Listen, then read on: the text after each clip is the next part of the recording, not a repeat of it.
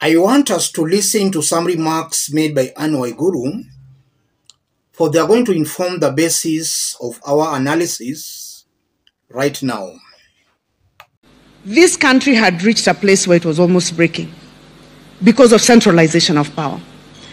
And if we claw back everything, it may not happen now. It may not happen in 5 years. It may not happen in 10 years, but there will be a revolt by the people because we will go back to the problems that we had before devolution. Waiguru is talking about a looming revolution, and she's making it very clear that it might not be in 5 years or in 10 years, but surely there will be a revolution. I want us to put those remarks into perspective for Kenyans to understand what Waiguru is trying to say, but she's not brave enough to say. If you are watching us but you have not yet subscribed, subscribe in order not to miss our next video. Let's continue. One of the main reasons why Kenyans fought so hard for devolution was to distribute resources equitably across the country. And in doing so, they wanted to clip some powers from the president, in that previously the holder of that seat was very powerful and he could use resources to starve areas critical of him or her while rewarding areas loyal to him or her. So Kenyans in their wisdom fought so hard for devolution in order to end that. Years later, it appears Kenyan politicians have not yet understood why Kenyans fought so hard for that devolution. We are still seeing members of parliament and some governors still pledging their loyalty to the national government, and they are saying they're doing so for development, not knowing that devolution did away with that. It's very unfortunate that some of our governors, members of parliament, senators are still stuck in the past where they are pledging their loyalty to the president in order to get development. The constitution has laid it out on how the national government and the county governments should be sharing resources. These leaders should not be pledging their loyalty to the president. What they should be pushing is for the national government to distribute resources equitably as provided for in our constitution. The elected leaders are not doing that, and that's why we are seeing most of these opposition leaders crossing over to the government side. And in this forum, I've always maintained that they are doing that purposefully for their own personal gains. They are not doing it for the people, but for themselves.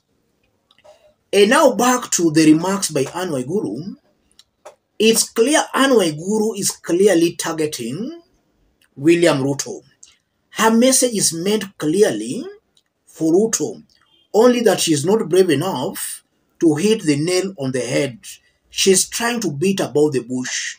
What Waiguru is just trying to say, but indirectly, is that if things continue the way they're going, where the national government is not disbursing funds to the county governments, or it is disbursing those funds but very late, if things continue that way, then Ruto will face a serious revolution.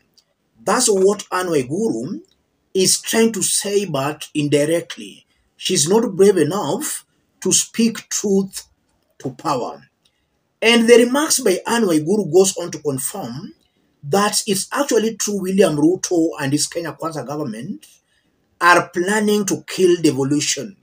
The opposition has been talking about that in several occasions, but it's very unfortunate that some leaders, including governors in Kenya Kwanza government, are very silent as the president tries to kill devolution. And also, if you look at Waiguru, People like Waiguru are a big letdown to Kenyans.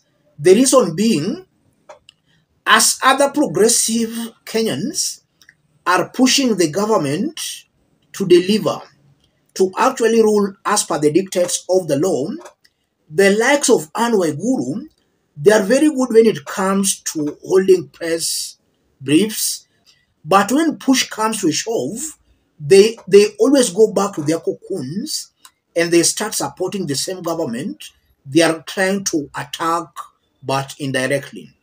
I'm very sure that if today Kenyans were to organize demonstrations, revolutions against Ruto, the likes of Waiguru will still be supporting William Ruto and calling on the police to be very brutal with the demonstrators. And we saw that months back last year when the opposition called for demonstrations. There is no Kenya Kwanza leader, a governor, a member of parliament, senator, who came out to support the opposition. They were defending the government and urging the police to use more force on the demonstrating Kenyans. So the remarks by Waiguru, in my honest opinion, as much as she's saying the truth, but indirectly, she should not be taken seriously because she does not mean what she's saying and she's not saying what she means. She's just addressing Kenyans, but inwardly, he might not go the full length in making sure Kenyans get their rights. I don't think she's willing to go that full throttle in making sure Kenyans get their rights. And the remarks by Waiguru also just goes on to vindicate the opposition, which has been calling for the government to rule as per the dictates of the law. As I conclude, William Ruto is getting it completely wrong. Each passing day, instead of Ruto and his team taking a pause to understand why Kenyans are complaining, William Ruto thinks that Kenyans are just making for him noise. Just a few days ago, we saw William Ruto and his team, the elected leaders in Kenya Kwanza, supporting the housing levy, something that even the courts have declared unconstitutional, and a majority of Kenyans are against that levy. Ruto forced his members of parliament and leaders supporting him to approve that bill. Another confirmation that Ruto and these leaders supporting him, they are just there for their own personal benefits.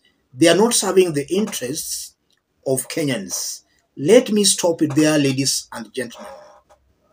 If you are watching us but you have not yet subscribed, subscribe in order not to miss our next analysis. Those watching us outside Kenya, drop a comment, let us know from which part of the globe you are watching us from. If possible, subscribe, give this video a like. I consider the remarks by Waiguru as a bad news to Ruto. Waiguru is just exposing that Ruto is not doing things the right way. Speaking some weeks ago, William Ruto said he has not released funds to the county because he paid debts. That was Ruto. And we know that there are so many functions that have been devolved. By the government failing to release these funds, it means the government is trying to stifle or to kill devolution so that the elected leaders can still go back to him to play the political support. That's what William Ruto is trying to achieve by not disbursing funds to the county governments. And also, if you look at William Ruto, Ruto is among the leaders who opposed the new constitution, so he does not understand the benefits of devolution. Let me stop it there, ladies and gentlemen. This country had reached a place where it was almost breaking because of centralization of power. And if we claw back everything, it may not happen now. It may not happen in 5 years. It may not happen in 10 years, but there will be a revolt by the people because we will go back to the problems that we had before devolution.